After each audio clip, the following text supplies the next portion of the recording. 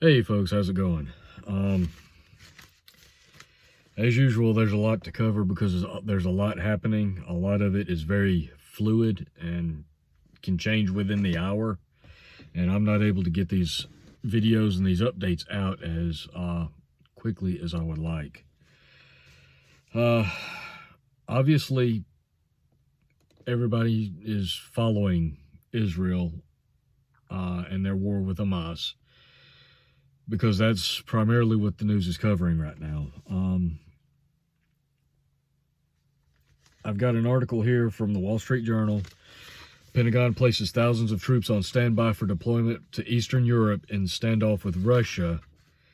The U.S. military has ordered up to 8,500 U.S. troops on standby to potentially deploy to Eastern Europe amid heightened tension with Russia's presence near Ukraine's border, and what amounts to an escalation towards U.S. military involvement. And that comes directly from U.S. officials. So we're placing thousands of troops on standby for deployment for Eastern Europe because of Russia.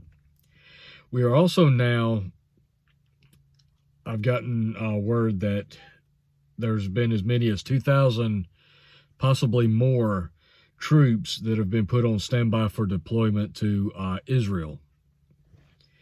In addition to that, there's been another carrier group that's been deployed to the waters near Israel, signaling even more of a U.S. stance with Israel.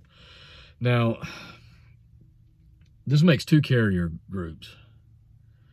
Two carriers, multiple destroyers, and with the first carrier group, the Gerald R. Ford,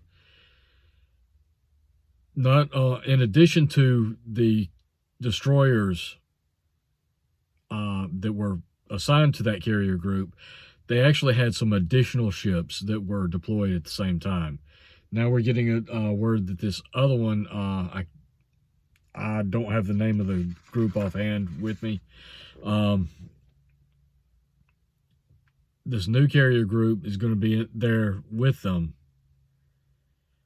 You have to ask why we're sending so many ships to Israel. Now, I understand the dynamic between Christians and the U.S.'s historical support for Israel and our alliance with them. We've traditionally had an alliance with them where we supported them throughout all attacks and stood by them in the event that they are attacked. Sorry, it's been a long day. I've got a lot on my mind and I'm trying to get my thoughts together. But if we're just sending troops there, if we're just sending ships there for a show of support, why are we sending so many? My gut is telling me that this is a build-up to further involvement by the U.S. military, whether it's rescue operations for the American hostages or whether it's actual troops on the ground in support of Israel to supplement their troops on a ground invasion. I don't know, but my gut is telling me we wouldn't be sending so many of our ships there if there wasn't the potential or the possibility or even the unspoken intention of us going in. Now, that being said, I'm aware that overnight a hospital was bombed, hundreds of people killed, including babies. This is obviously being blamed on Israel, and I'm not going to get into the debate of whether Israel did it or not, because Israel's saying they didn't, Hamas is saying they did. The thing is, even if Israel did do it, it would have to be either intentional or show a serious lapse in judgment and strategy, not to mention intel, if they accidentally bombed, if it was an accident. On the flip side of that, if this was done by Hamas, and I'm not saying for a second that this isn't out of the realm of possibility. We've seen that Hamas, and I'm not talking about Palestinians in general, I'm talking about Hamas specifically, shows little regard for human life. So I don't think it's out of the realm of possibility for Hamas to bomb the hospital in an effort to rile up sentiment against Israel. Now, I have no evidence which way this goes. You know, right now it's up in the air who did it. Again, Israel's denying it. But at this point, I want to say that at this point, it really doesn't matter who did it. The result is going to be the same regardless. Because even if Israel was innocent of the bombing, they're getting blamed for it anyway. And if they were guilty, they're getting blamed for it already anyway. So the facts of the matter really they're not important to people. Overnight, Muslims have gathered en masse in multiple countries, attacking embassies and protesting Israel, demanding their governments in the Muslim-controlled countries are demanding their government stand against Israel. So what we're looking at is beyond the possibility and more into the high likelihood that other countries are going to step in. They're going to get involved. One of the countries we're looking at the moment primarily would be Iran. So, but there's, you got other countries that are taking a stance against Israel, one of which is Turkey, a member of NATO, which, if I understand it correctly, Turkey is hosting U.S. nuclear weapons on their soil. So that's going to be interesting to see how that plays out. And I hate to use the word interesting because all of this is horrible. It's unfortunate that all of this is happening, but it will say a lot. We have to watch Turkey to see how that goes. That will tell us a lot. Their response will tell us exactly. Oh, I am so sorry, folks. Like I said, it's been a long day. It will tell us a lot about how they intend to respond. A lot of people are seeing cracks showing in NATO alliances. Obviously, Russia is cheering some of this. They're probably laughing their heads off too. NATO is falling apart between Russia and Ukraine, and now Israel and Hamas. And people taking so many different sides and getting strained over so many different tensions. NATO is getting weak. And if that alliance falls apart, that alliance essentially stands against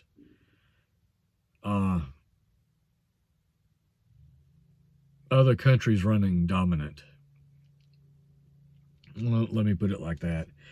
So this is going to be a very fluid thing to watch, a very fluid situation to watch.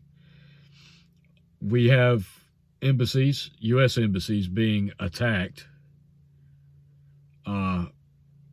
We need to watch also to see which embassies are evacuated, which ones are told to stand down or stay as they are. That will give you an indication of potential conflict in those particular countries. stepping aside from that now, there's a couple of other articles that I want to cover.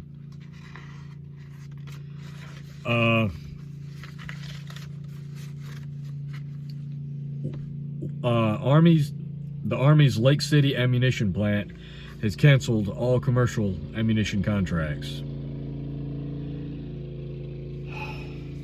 Now, the Lake City ammunition plant in Independence, Missouri, it's owned by the United States government. It's owned by the military, but it's operated by Olin Winchester.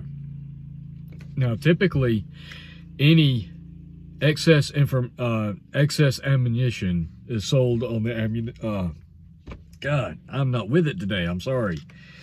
Any excess ammunition is sold on the civilian market under commercial civilian contracts.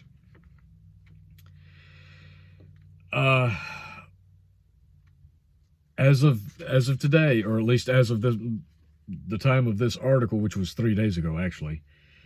This one comes out from Truth About Guns. The next article comes out by Staple Defense. I am so sorry, folks. I'm not with it today. None of this is being covered in the mainstream media. But I want to read a couple of these. Like I said, this one's from the Truth About Guns. The policy to deny the sale of excess ammunition would not only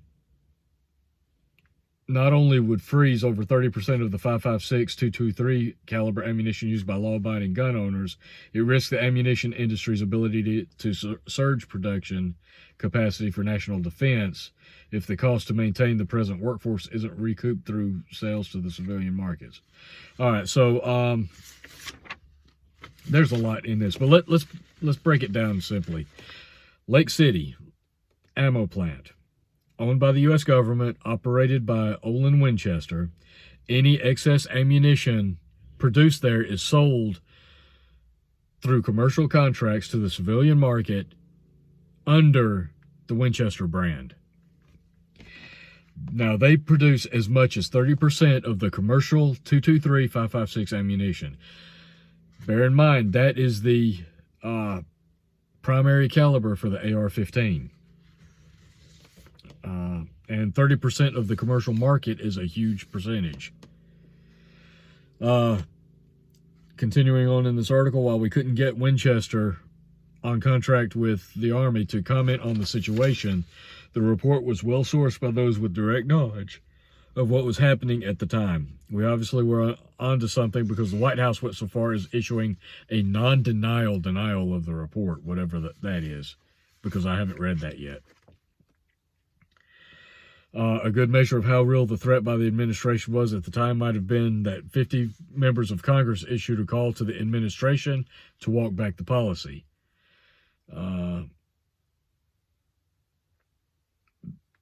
I don't know. This is...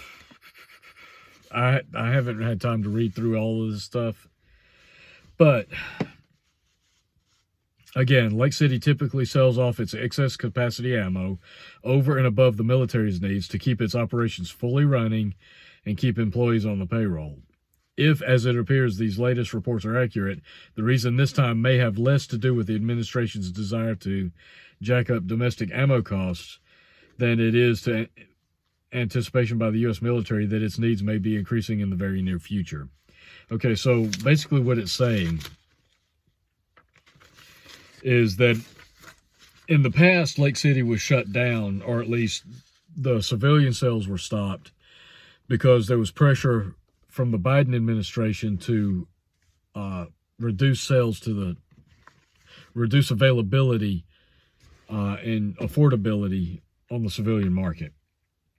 What's happening, and I think I kind of agree with this particular canceling of all the civilian contracts is probably indicative of the military wanting to stack all of the ammo for themselves, either in anticipation of going in or because they've already laid out plans and they know what's coming. Either way, it's not good.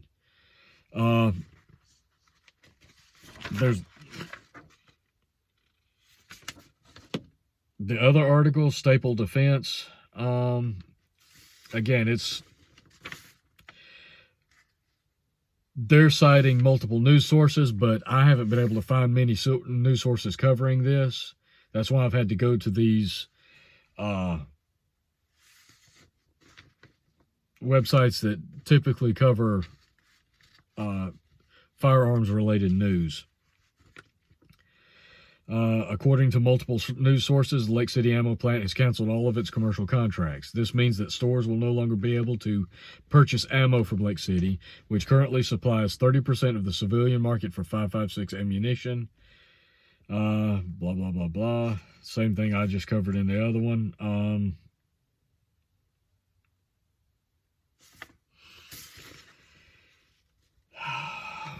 If they're canceling, this one says if they've canceled their commercial contracts, this means the U.S. government is requiring more ammunition, enough that they can't produce enough to sell the excess.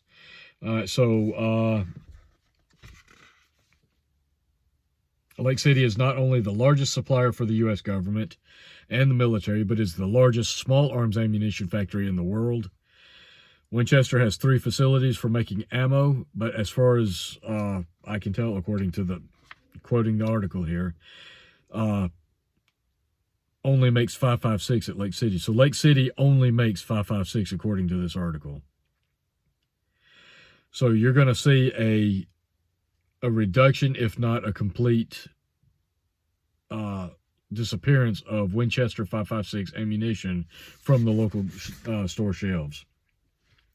Distributors won't be able to purchase new shipments, so as they run out of their current stock, the shelves are going to go empty. You might still be able to see some other brands, but because of the import ban covering Russia, a lot of the cheaper brands of 5.56 ammo, I'm talking about Tula, Wolf, but they typically cover SKS, 7.62, 39, SKS, and AK ammo. You're not seeing that availability as well. Again, there's a lot of speculation here that this is because of sending so much ammunition and weapons to Ukraine. But now you've got the Israel-Hamas conflict going on, and our troops were already sending large numbers of ships and troops over there, apparently. So we're looking at a war on 2 fronts. Now, I've told you in the past, we can't afford a war on 2 fronts. And if certain nations, China, North Korea, see us sending troops and supplies to both of these locations, they might take it upon themselves to think the U.S. is stretched thin, they're not paying attention, they're distracted. Now's our time to move on our respective opponents. North Korea against South Korea, China against Taiwan.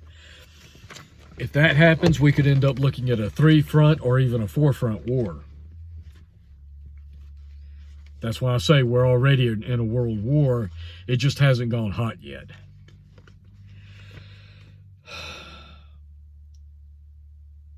If you haven't stacked ammo, which you should have been doing all along, I strongly suggest you to do so, because what this is going to do is this is going to reduce the available supply of ammo. And as word of this gets around, people are going to start panic buying. Panic buying usually creates shortages. It'll also cause the price of the ammo to go up. So if this is an ammo that you need, stack it as much as you can. I hate to suggest any kind of panic buying, but I see this coming. I believe this will be a direct result. Shortages, unavailability of supply, and high prices when you do find it. So be prepared for that, folks. Another thing that's going to contribute to this is, and this happened just a day or two ago, if I'm not mistaken. On Friday, actually. Yeah, it was on Friday, so it was 3 or 4 days ago. The Grand Island Ammo Factory, Hornady ammo factory. There was an explosion at the Grand Island factory. One person was killed. 2 people were injured. I've been looking, but I have not been able to find any kind of information on how much damage was done to the factory. The state fire marshal deems deadly Grand Island factory explosion as accidental. This comes from KLKN TV. The state fire marshal agency has completed its investigation into a deadly explosion at a Grand Island factory last week. This is in Nebraska, Lincoln, Nebraska. Or it's being reported from Lincoln, Nebraska anyway. They have deemed it accidental, caused during a mixing of the chemicals for the ammo. 2 employees were injured, 1 was killed. The 2 injured employees have been released from the hospital.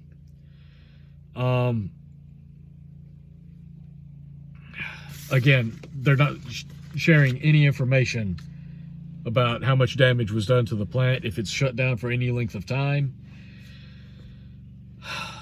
That's going to be another crimp in the ammo supply. I don't know exactly what calibers are manufactured at this facility. It's a Hornady facility. That's all I know. Now, I did see a report from an individual online saying that there was a ammo plant explosion in New Jersey. I haven't been able to confirm that. I'm kind of thinking that they might have been mistakenly referring to the one in Nebraska, because this is the only ammo plant explosion I've been able to find recently. So you've got Lake City shutting down or canceling all civilian contracts. You've got an explosion at the Grand Island factory. You've got war in Ukraine and in Israel. All of these are going to put pressures on ammo supply.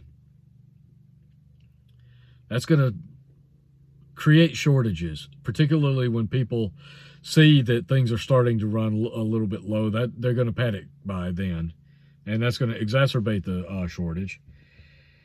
Prices are going to go up. In addition, with all of this going on in Israel, I'm still expecting, I haven't seen it yet, but I'm still expecting the price of oil to start skyrocketing here shortly. And when that does, you're going to see the price of food go up, or price of gas go up at the same time. And when gas goes up, the price of food and everything else goes up. This is just going to kick inflation in the pants. Where it was kind of tabling off and maybe slightly coming down a little bit, inflation's going to take off again, folks. So bear that in mind. If you've been stacking and prepping like you should be, good for you, but don't stop now. If you haven't been, you should have been, because it's my expectation that we're going into a perfect storm of situations to kick off inflation and shortages, because you've got war. And war is always accompanied by famine and disease, historically. But we're already dealing with a faltering economy. Although, if you look at the numbers that the Biden administration put out, they're going to deny that. They spin everything to make it look like the economy is super strong. I promise you it's not. There are cracks showing. If you know what you're looking at and know how to read the signs, there are cracks showing in our economy. All of this chaos, all this tension is not going to help. So, all I can do, folks, tell you to keep prepping. Now, ideally, you want to prep so that when things like this happen, you're good to go. You don't have to worry about getting more. I would say, though, that at this point, with the way things look, you can't stop now. If you haven't been If you've been prepping, don't stop now. In fact, pick up the pace. If you haven't been prepping, you better get your butt in gear. That's all I got to say. And again, I don't want to be a fearmonger, but I'm seeing this is what's coming. We've got a lot of chaos, a lot of bad things headed our way, folks. I mentioned once in one of my past videos, we've got dark times coming. I still believe that.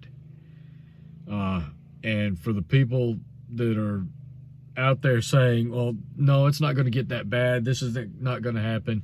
We're not going to run out of this. We're not going to run out of that. Inflation's under control. I disagree, and I look at it this way. Can we really afford to gamble? What in the world is this guy doing? I'm sorry, folks. There's a guy on the road riding a lawnmower up and down the road. It doesn't even have a mower deck, so he's riding it up and down the road like a four-wheeler. And it's just back and forth, back and forth. I tell you what, man. Some people... some people just leave you scratching your head. Anyway, we've got dark times coming, and all these people that say that it's not coming, it's not happening, nothing bad is going to happen, you can't afford to just assume that. Because if you assume that, then something does happen, you're going to be caught off guard, unprepared. At least if you prepare and something does happen, you've got some security, something to help you through it. And you won't be caught with your pants down. All right, it's been a long day, obviously, and I apologize for the quality of this video. I'm not as focused as I should be. I'm really tired. But I'm trying to get content out there to you folks. I appreciate you guys watching. Like, share, subscribe if you haven't. Yeah, just stay alert. Take care of yourselves. Take care of your families, friends. Look out for each other. Keep prepping. And until next time, folks, I'll catch you later.